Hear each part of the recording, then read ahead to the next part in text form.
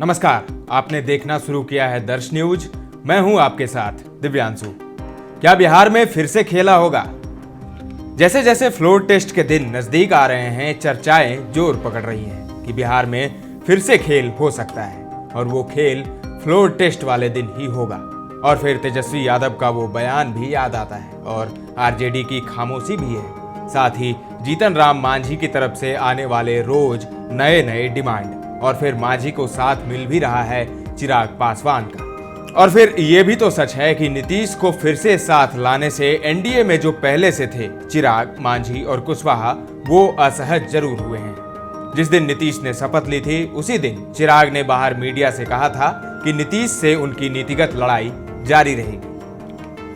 तो क्या फिर से खेला हो सकता है? हालांकि बिहार की राजनीति इतनी अनप्रेडिक्टेबल हो गई है कि रोज चर्चाओं का बाजार गर्म रहता है और तेजस्वी यादव का वो बयान कि अभी खेल बाकी है। तो क्या फ्लोर टेस्ट वाले दिन खेल हो सकता है? क्या बिहार में नीतीश कुमार अपना गणित नहीं बिठा पाएंगे विधानसभा वाले दिन और फ्लोर टेस्ट वाले दिन?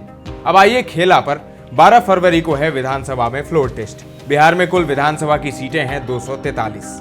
आरजेडी सबसे बड़ी पार्टी है, 79 सीट हैं उनके पास।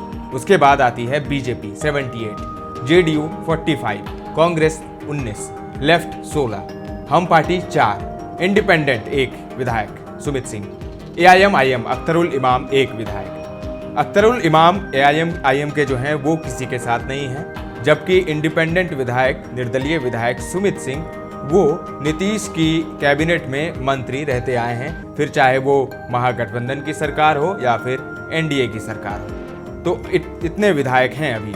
एनडीए के पाले में है 128, बीजेपी 78, जेडीयू 45, हम पार्टी 4 और इंडिपेंडेंट सुमित सिंह 1 विधायक। टोटल हो गए 128। बहुमत के लिए चाहिए 122, तो 6 विधायक इनके पास ज्यादा है। तो बिल्कुल भी इसमें कोई पेच नहीं लग रहा है कि बहुमत साबित कर लेगी एनडीए। अब आइए महागठबंधन पर। आरजेडी है 79, कांग्रेस है 19, लेफ्ट है 16, टोटल हो गए 114। इन्हें चाहिए 8 विधायक। अब अगर मांझी इधर आ जाते हैं, क्योंकि मांझी का मन डोल रहा है, मांझी रोज नए नए डिमांड कर रहे हैं। पहले उनकी तरफ से डिमांड आया कि हमें 2 मंत्री पद मिलने चाहिए, क्योंकि जब सुमित सिंह को एक विधायक रहते हुए उनको मंत्री पद मिल जाता है, वो भी इतना भारी भरकम, तो फिर हमारे पास तो 4 विधायक हैं, हमें क्यों नहीं मिलना चाहिए। साथ ही उन्होंने ये भी कहा कि महागठबंधन की तरफ से उन्हें ऑफर आया है मुख्यमंत्री पद का। तो मांझी दबाव बना रहे हैं, रोज दबाव बना रहे हैं, जिससे मोदी और नीतीश की टेंशन बढ़ गई है। तो अगर अब मांझी इधर आ जाते हैं, 4 विधायक महागठबंधन में आ जाते हैं, तो इनके हो जाएंगे 118। अब भी चाहिए 4। अब अगर मान लेते हैं कि सुमित सिंह आ जाते हैं इधर। सुमित सिंह हालांकि हमेशा से नीतीश के साथ रहे हैं, नीतीश की कैबिनेट में मंत्री रहे हैं, उनके आने की उम्मीद कम है, लेकिन फिर भी अगर उन्हें कुछ बड़ा ऑफर मिलता है और सुमित सिंह आ जाते हैं इधर, और फिर एआईएम के अख्तरुल इमाम भी आ जाते हैं, तो फिर 2 और जोड़ लीजिए, हो जाएंगे 120। और उधर से हम पार्टी और सुमित सिंह भी आ जाते तो उनके हो जाएंगे 120। तो अब भी चाहिए 2 विधायक। और अगर एनडीए की तरफ से आ जाते हैं हम और सुमित सिंह, तो उनके फिर भी 123 रहेंगे, यानी बहुमत है ही। लेकिन अगर फ्लोर टेस्ट के दिन जेडीयू के 4 विधायक अब्सेंट हो जाते हैं, तो तब फिर तेजस्वी का खेला हो जाएगा। इसीलिए नीतीश अशोक चौधरी के थ्रू कांग्रेस के विधायकों को तोड़ने की जुगत में लगे थे। अशोक चौधरी जो कि पहले कांग्रेस के प्रदेश अध्यक्ष भी रह चुके हैं बिहार में और अब जेडीयू के साथ हैं, तो अशोक चौधरी के थ्रू कांग्रेस के विधायकों को तोड़ने की जुगत में थे नीतीश। लेकिन कांग्रेस को इसकी भनक लग गई। उन्होंने अपने सारे विधायकों को हैदराबाद शिफ्ट कर दिया। मल्लिकार्जुन खड़गे ने सबके साथ मीटिंग की थी दिल्ली में, उसके बाद दिल्ली से ही उनको हैदराबाद भेज दिया गया। अभी हम लोग हैदराबाद में हैं, 12 को ही आएंगे। तो तेजस्वी क्या खेल कर सकते हैं? तेजस्वी खेल कर सकते हैं अगर जेडीयू के कुछ विधायक फ्लोर टेस्ट वाले दिन एब्सेंट हो जाते हैं और जीतन राम मांझी, सुमित सिंह और एआईएम के विधायक इधर आ जाते हैं। अब अगर अभी की सरकार पर नजर डालें तो सब कुछ ठीक नहीं लग रहा है, क्योंकि नीतीश अपने मनचाहे विभाग उन्होंने लिए हैं। हरी भरकम जितने भी विभाग थे उन्हीं के पास हैं।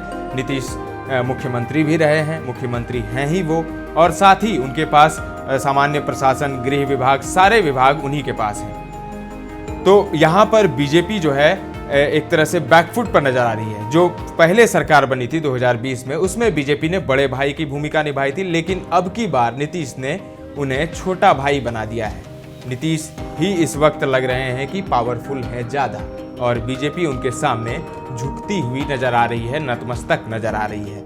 तो खेल हो सकता है क्या?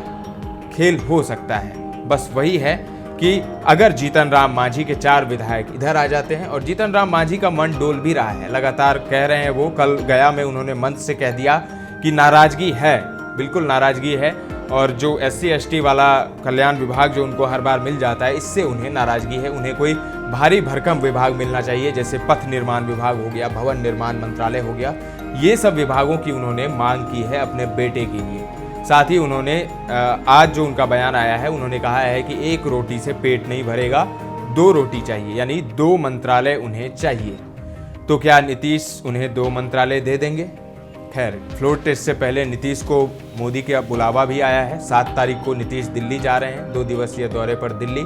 वहां वो PM मोदी से मुलाकात करेंगे। इधर डिप्टी CM जो हैं दोनों, सम्राट चौधरी और विजय सिन्हा, ये लोग मुलाकात करके आ चुके हैं। PM मोदी से इन्होंने मुलाकात की, साथ ही अमित शाह से भी मुलाकात की। तो चर्चाओं का बाजार गर्म है, चर्चाएं तेज है, और RJD की खामोशी, RJD बिल्कुल खामोश है। तो ऐसे में लग रहा है कि जो तूफान से पहले जो खामोशी होती है, वैसी ही खामोशी लग रही है RJD के खेमे में। यानी लालू यादव, तेजस्वी यादव कुछ न कुछ जुगत में लगे हुए हैं, और तेजस्वी यादव आर पार की लड़ाई के मूड में है। तो फ्लोर टेस्ट वाले दिन ही सब कुछ क्लियर होगा, थोड़ा सा इंतजार करना होगा।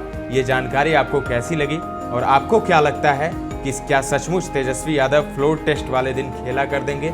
क्या जो बीजेपी का जो आंकड़ा है, NDA का जो आंकड़ा है, जो जोड़ घटा हो रहा है, जो गणित है, वो सटीक बैठेगा, या फिर तेजस्वी यादव का गणित सटीक बैठेगा? कमेंट करके जरूर बताएं। ताज़ा तरीन खबरों का सिलसिला लगातार जारी है, देखते रहें दर्श न्यूज।